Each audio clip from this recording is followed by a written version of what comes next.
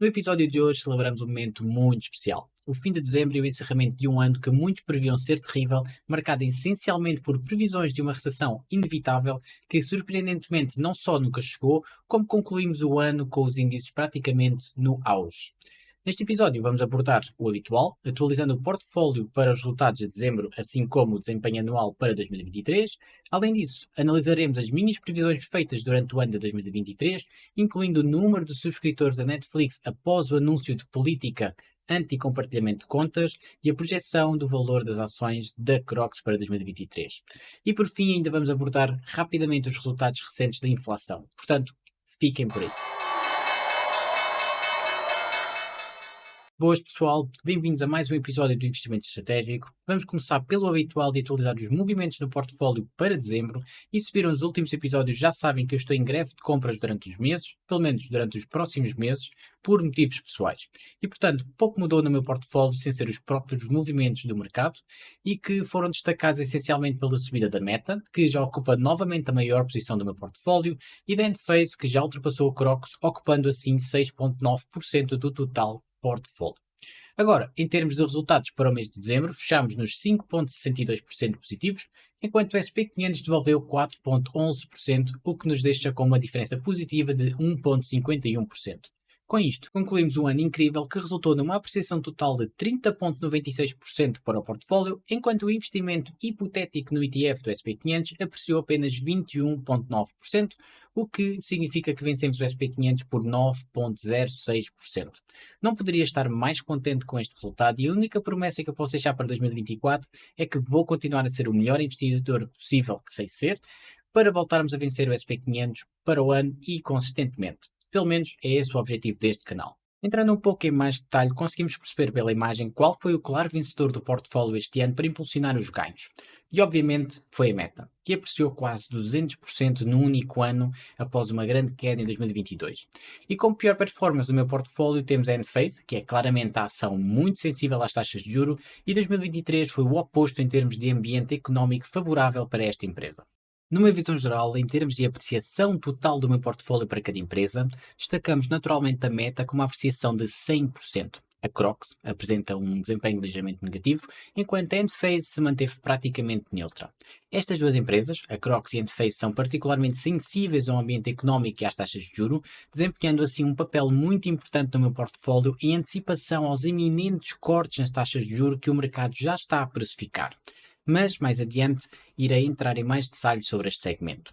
Para concluir o tema dos resultados do meu portfólio, é fundamental destacar o mais importante: o retorno total desde a sua criação em dezembro de 2020. É após este resultado que eu posso afirmar com confiança que o investimento em conhecimento é, sem dúvida, o melhor investimento. Após muitos meses de investimentos desfavoráveis e erros consecutivos, conseguimos melhorar o nosso portfólio a ponto de recuperar de um retorno total negativo de 28,5% em 2022 para um retorno positivo de 4,5%.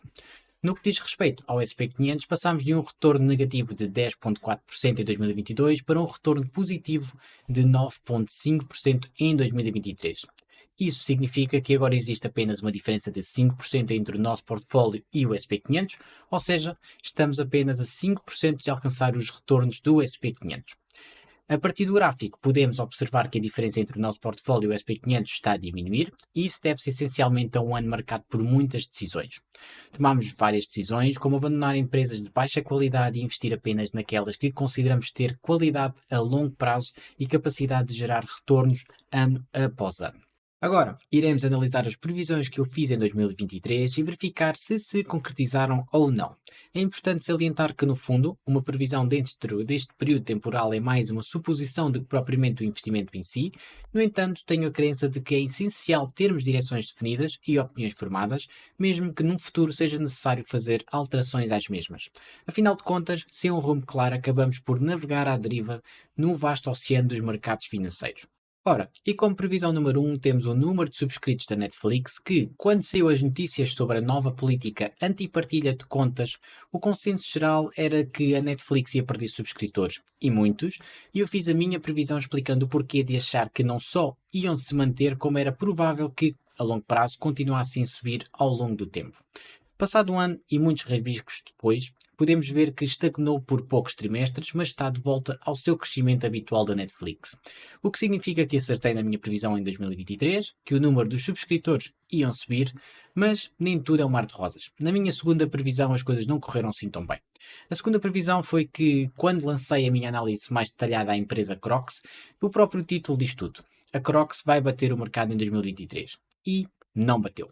E não bateu por muito. A Crocs fez menos 12,5%, enquanto o SP500 apreciou em 24,73%.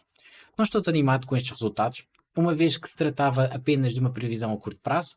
No entanto, a inflação demonstrou ser muito mais resiliente do que era previsto, o que afetou significativamente os resultados da Crocs. Como mencionei anteriormente, estas empresas, a Crocs e a Face, são essencialmente posições tomadas em antecipação aos cortes nas taxas de juros que se esperam que ocorram em 2024. Até ao momento, não identifico nenhum problema fundamental com a empresa em si, ou seja, a Crocs.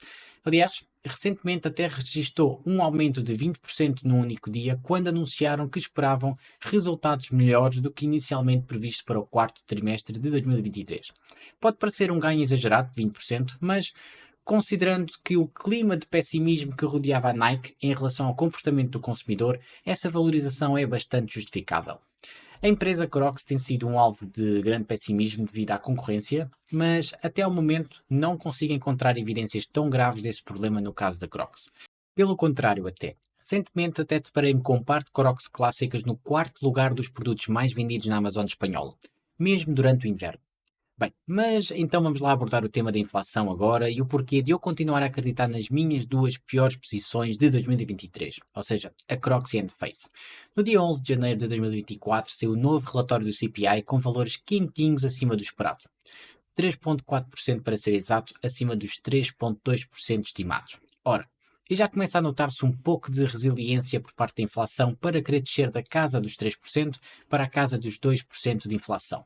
Já estamos nesta estagnação há uns meses, desde julho de 2023, na verdade, e este relatório foi essencialmente marcado pela subida nos cuidados médicos a subir em 4,7%, no shelter com 6,2% e o serviço de transporte com 9,7%. No entanto, o mercado continua bastante otimista nas descidas de taxas de juros para 2024.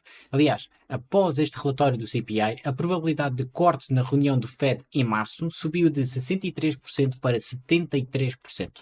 Acho que isso demonstra bem o otimismo do mercado neste momento.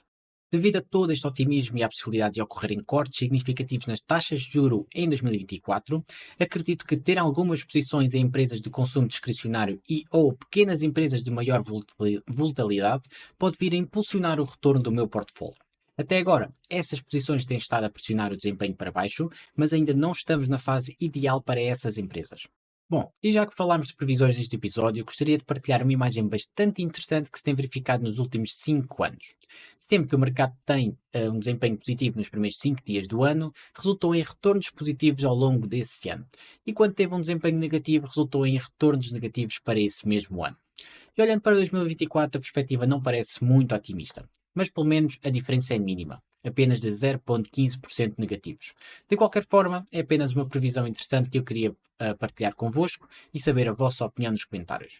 E antes de fechar o episódio de hoje, queria apenas agradecer pela oferta do livro A Guerra dos Chips, oferecido pelo Dividendos, que é um dos melhores canais de ações em Portugal e aconselho vivamente a darem uma olhadela. Obrigado por assistirem e até já!